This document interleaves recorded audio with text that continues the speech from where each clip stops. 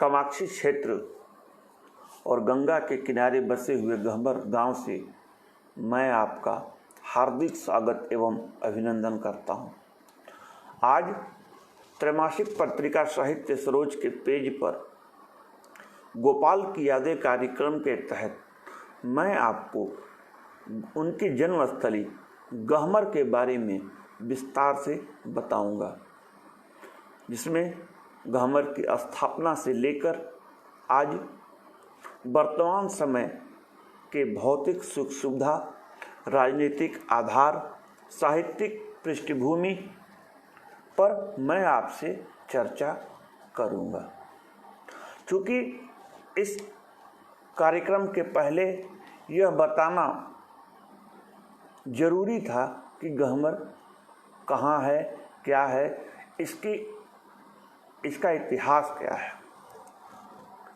ज़रूरी इसलिए था कि बहुत से लोगों का मेरे पास फ़ोन आता था, मैसेज आता था कि ये गहमर कहाँ है, क्या है, इसकी पृष्ठभूमि पर आप प्रकाश डालिए।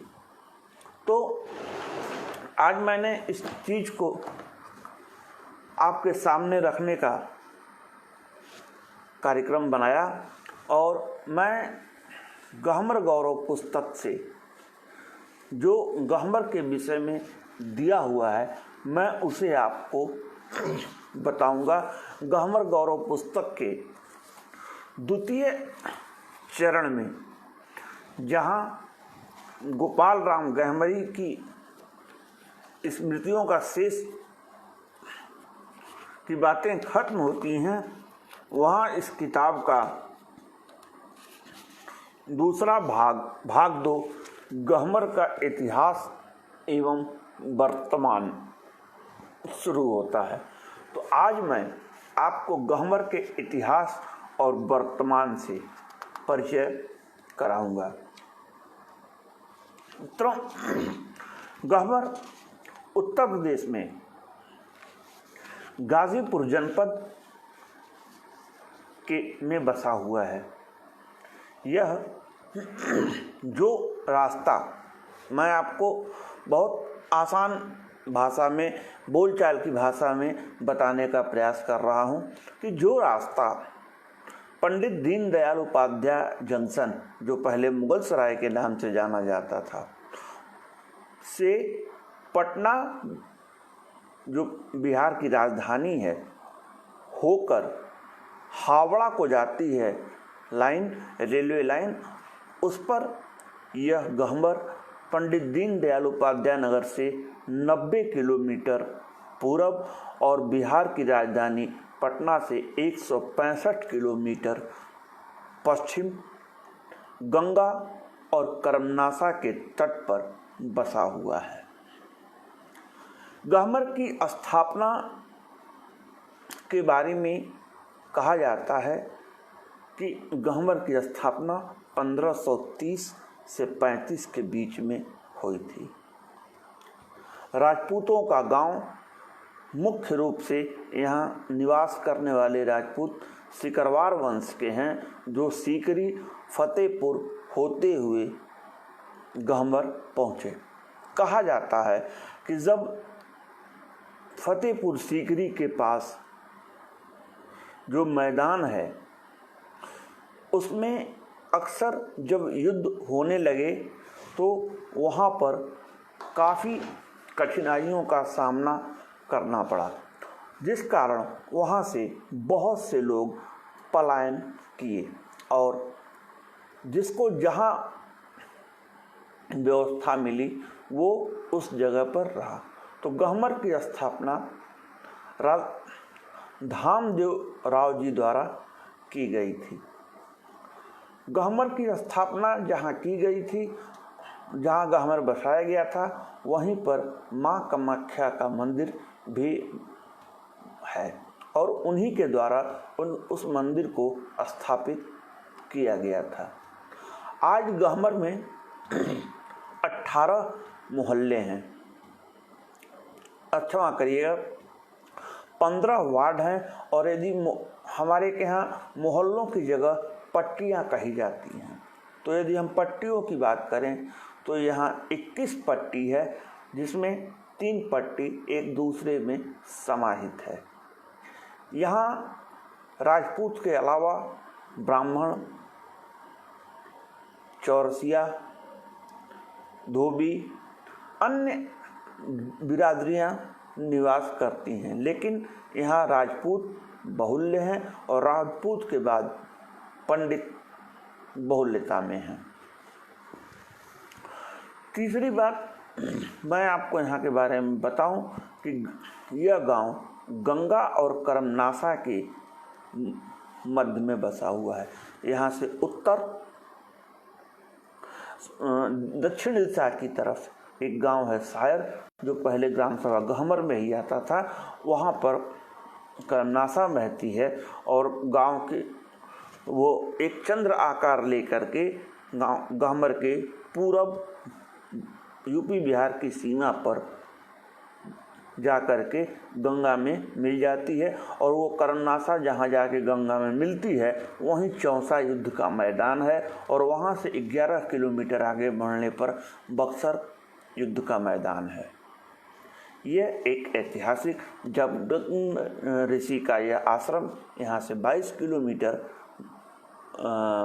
पश्चिम है, जिसे आज अब जमनिया के नाम से जाना जाता है। जहाँ तक साहित्यिक पृष्ठभूमि की इस पुस्तक से बात करूं तो साहित्यिक पृष्ठभूमि में गहमर में गोपाल राम गहमरी के बाद थोड़ा ये तरीका ठीक नहीं है मेरा, लेकिन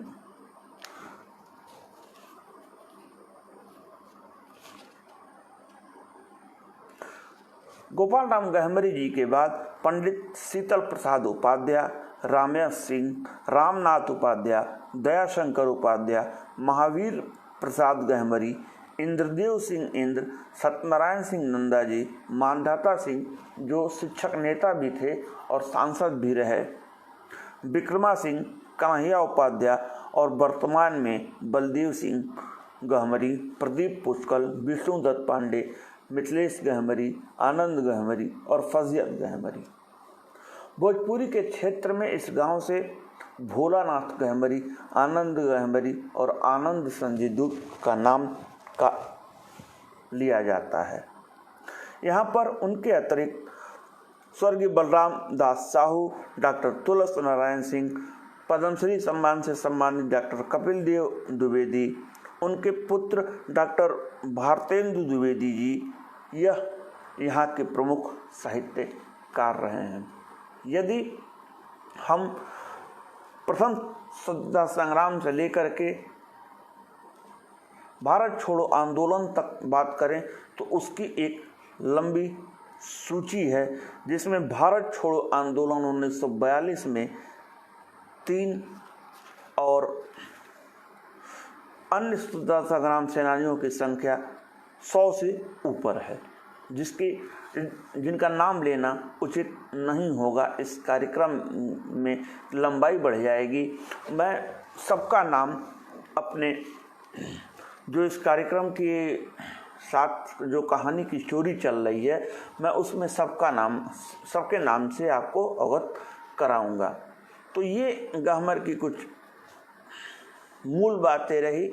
आज वर्तमान समय में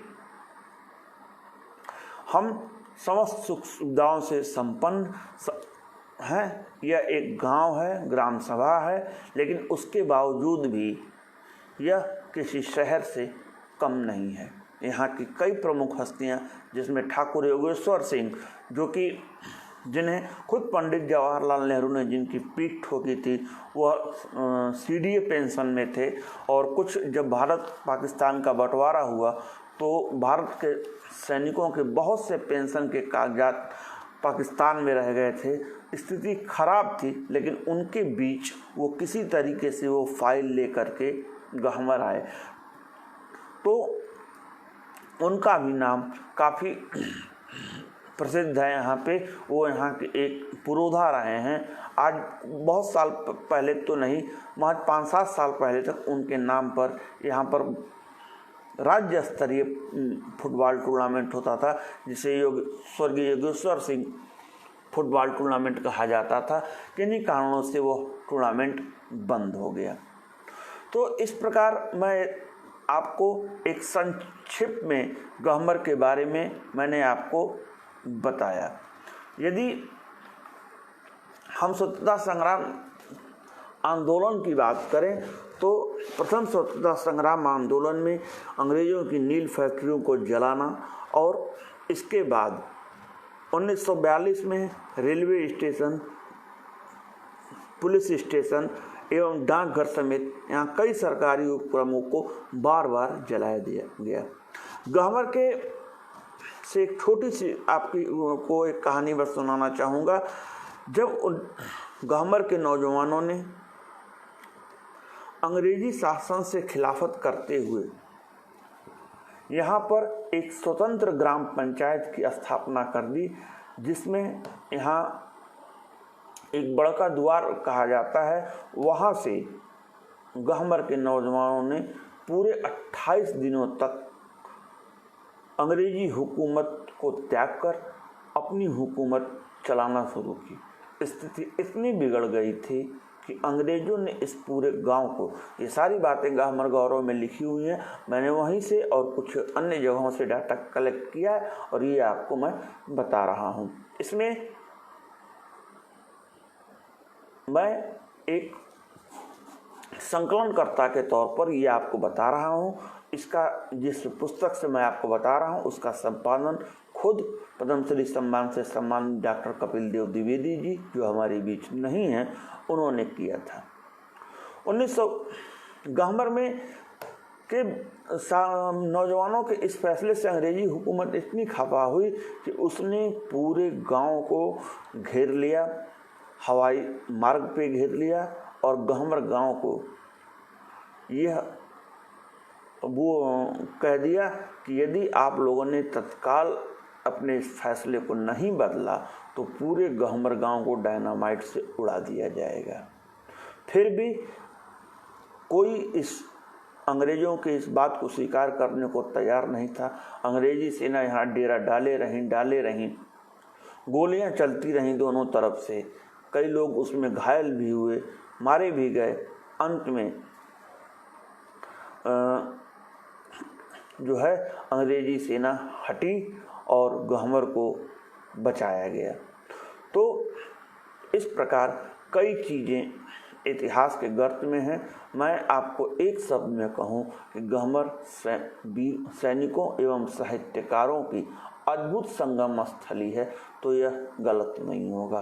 गंगा के पावन तट पर यहाँ के गंगा घाट मैं जहाँ तक देख पाता हूँ कि पूरे गंगा जी का जो मार्ग है गौमुख से लेकर के गंगा सागर तक, इसमें गहमर ऐसा पहला गांव है जहाँ के सारे घाट पक्के बने हुए हैं और यह देन है उत्तर प्रदेश सरकार के पूर्व कमीना मंत्री ओम प्रकाश सिंह की, जो पर्यटन मंत्री रहते हुए उन्होंने इस गहमर गांव के घाट को पक्का कराया था।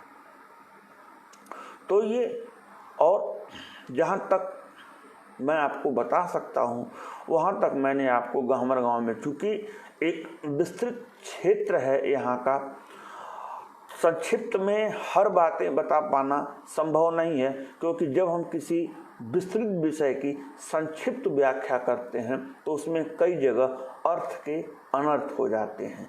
क्यों कि छोटे करने के चक्कर में हम जो बोलते हैं वह वाक्य शायद हमारी समझ में नहीं आते हैं और हम बोल जाते हैं तो उसकी गरिमा गिर जाती है। इसलिए मैंने संक्षिप्त में जो शब्दों के आधार पर हमारी समझ में आया मैं वो आपको बताया। माँ कामाख्या का यहाँ पुराना मंदिर है, जो भी गहमर में साहित्यकार आते हैं वो जरूर जाते हैं गंगा के पावन तट पर। हमारी अपनी कुछ परंपराएं हैं, हमारी अपनी कुछ सभ्यताएं हैं, हमारी अपनी कुछ संस्कृति हैं, जो कि मैं दावे के साथ कह सकता हूँ कि इस देश की अन्य जगहों की परंपरा से, सभ्यता से, संस्कृति से बिल्कुल अलग हैं। यहाँ के मूल आज भी जो हमारे जो जीवन यापन का साधन है, या आप यूँ कहिए जो हमारा शौक़ का पेशा है, जहाँ हम जाना चाहते हैं, वो हमारा क्षेत्र आर्मी है। यहाँ के लगभग हर घर से एक न एक व्यक्ति भारत के या तो नौसेना में है, या थल सेना में है, या वायुसेना में है, नहीं कोई तो विभिन्न सुरक्षा एजेंसियों में तैनात है, चाहे वो उत्तर प्रदेश पुलिस हो, चाहे बिहार पुलिस हो, चाहे अरुणाचल पुलिस हो, या भारत की जो भी पुलिस हो, सीमा सुरक्षा बल हो, BSF हो, उनमें वो तैनात है। बहुत से लोग कहते हैं यहाँ के मतदाताओं की संख्या 24,000 है। 27,742 गत लोकसभा में थी। कई बार ये बात उठती है कि यहाँ इतने मतदाता हैं और मत पड़ते हैं केवल 9,000, 10,000। तो मैं आपको बताना चाहूँगा कि अक्सर यहाँ के जो मतदाता हैं वो बाहर रहते हैं। यदि हम उस क्रम में देखें तो जब चुनाव इत्यादि होते हैं तो किसी भी सैनिक को, किसी भी सिपाही को, किसी भी अधिकारी को अवकाश घर जाने का नहीं मिलता है। वह अपनी जगह पर रहते हुए अपने कर्तव्य का पालन करता रहता है। इसलिए यहाँ अक्सर मतदानों की संख्या कम हो जाती है। कई लोगों ने मुझसे कहा कि ये बातें आई थी, शायद नेट पर कुछ लोगों ने इधर गहमर को सर्च किया था, तब मुझे आज आना पड़ा गहमर के बारे में बताने के लिए। 1991 तक गहमर के पंचायत भवन पे, जो हमारे घर के बगल में है, वहाँ पर गहमर के लिए स्पेशल भर्ती आती थी। लेकिन बाद में जब रैली भर्ती शुरू हुई, वह किसी राजनीतिक कारण से या राजनीतिक द्वेष से या सरकारी कारण से बंद नहीं हुआ। जब रैली भर्तियां शुरू हुई, हर जिले में भर्ती आना शुरू हुई, बनारस सेंटर पे भर्ती आना शुरू हुई, तो उस भर्ती प्रक्रिया को, जो विशेष एक जगह की भर्ती प्रक्रिया थी, उसे बंद की गई। गहमर में आज भी आर्मी की कैंटीन आती है। जो भी लोग आर्मी के हैं वो अपना वहाँ से सामान वान लेते हैं काफ़ी। और आर्मी के बाद यहाँ जो सबसे बड़ा संसाधन है जीविकोपार्जन का, वो है कृषि। हमारी कृषि, यहाँ के जो खेत हैं वो गंगा के मुहाने पे हैं, कुछ गंगा के पार हैं। आपने हमारे कई वीडियो में देखा होगा, नाव पर लद के लोग जा रहे हैं, आ रहे हैं। तो हमारे बहुत से खेत गंगा के उस पार हैं, जहाँ से लोग रात में जाते हैं, रात में अपना रहते हैं वहाँ पे, और सुबह में उधर से दूध चारा लेकर के आते हैं, फिर दिन भर अपना इधर रहे और रात को फिर उधर अपने खेत पे चले गए। कुछ दिनों तक यह गांव नक्सल प्रभावित क्षेत्र में था। यहाँ नक्सलवादियों की कुछ एक्टिविटियां बढ़ गई थी, लेकिन बाद में धीरे धीरे वो सरकार ने उन पे काबू पाया। इस प्रकार यह गहमर गांव की लगभग, यदि मैं बात से बात तो मिलाता जाऊं तो बहुत एक लंबी प्रक्रिया हो जाएगी। इसलिए मैंने जितने संक्षेप में मैं कह सकता था, जितनी गूढ़ बातें मैं आपको बता सकता था, वो मैंने आपको बताई। गहमर में यदि शिक्षा के मामले में देखा जाए तो दो डिग्री कॉलेज हैं, एक राजकीय कन्या विद्यालय। लेकिन यह हमारा दुर्भाग्य ही है कि राजकीय कन्या विद्यालय जो है वो हर जगह की तरह यहाँ भी शासन के उपेक्षा का शिकार है। राजनीतिक दृष्टिकोण से देखा जाए तो यहाँ पर गांव के हमारे 2 सांसद और 1 वर्तमान विधायक हैं। स्वर्गीय विश्वनाथ सिंह गहमरी, जिनका नाम कई बार मोदी जी ने खुद अपने मुंह से लिया है, वो विश्वनाथ सिंह गहमरी, जिनकी बात सुन करके संसद भवन में प्रधानमंत्री तक के आंखों में आंसू आ गया था, वो विश्वनाथ सिंह गहमरी जी गहमर के थे। लखनऊ से सांसद रहे मानदाता सिंह, शिक्षक सांसद थे। और इस समय उसके बाद 1989 के बाद 2017 के चुनाव में गहमर की श्रीमती सुनीता सिंह जो है वो भाजपा से विधायक निर्वाचित हुए हैं। इसके अतिरिक्त अन्य प्रदेशों में भी अच्छे अच्छे संगठनों में यहाँ के लोग प्रतिनिधित्व कर रहे हैं। इस कार्यक्रम के तहत जो भी आपको बताना था वो सारी चीज़ें अब मैं आपको बता चुका हूँ। जैसा कि मैंने आपको पहले बताया कि इस कार्यक्रम की प्रधान संपादक श्रीमती कांति शुक्ला, विशिष्ट संपादक दीप्ति मिश्रा, सहायक संपादक में रेखा दुबे और डॉक्टर प्रभात पांडे जी, और जो संपादक हैं अभी उनका नाम चयनित नहीं कर पाया हूँ, और उनका नाम चयन होते ही मैं आपको बताऊंगा। लेकिन कल से आप इस कार्यक्रम से पूर्ण रूप से जुड़ जाएंगे। कल से यह कार्यक्रम शुरू हो जाएगा, जिसमें कल आप सुनेंगे सीमा रानी मिश्रा जी द्वारा गहवर गौरव किताब की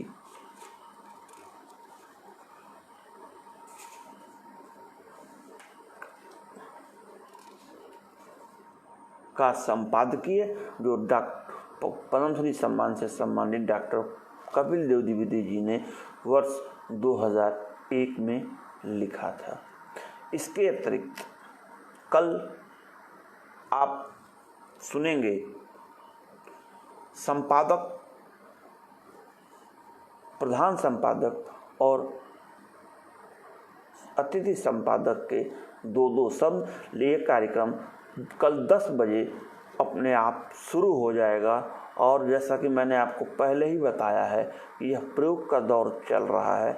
यह कार्यक्रम ये जो संपादकीय वीडियो है ये 27 तारीख को 9:30 बजे यहाँ से समूह से हट जाएगा, और वो आपको YouTube पर सुनने को मिलेगा। तो इसी के साथ मैं अपनी बात को विराम देता हूं, और आप सबसे आशा करता हूं कि अधिक से अधिक इस कार्यक्रम को सुने और लोगों तक फैलावें, ताकि जो इस कार्यक्रम का मिशन है वो पूर्ण हो। जय हिंद, जय भारत।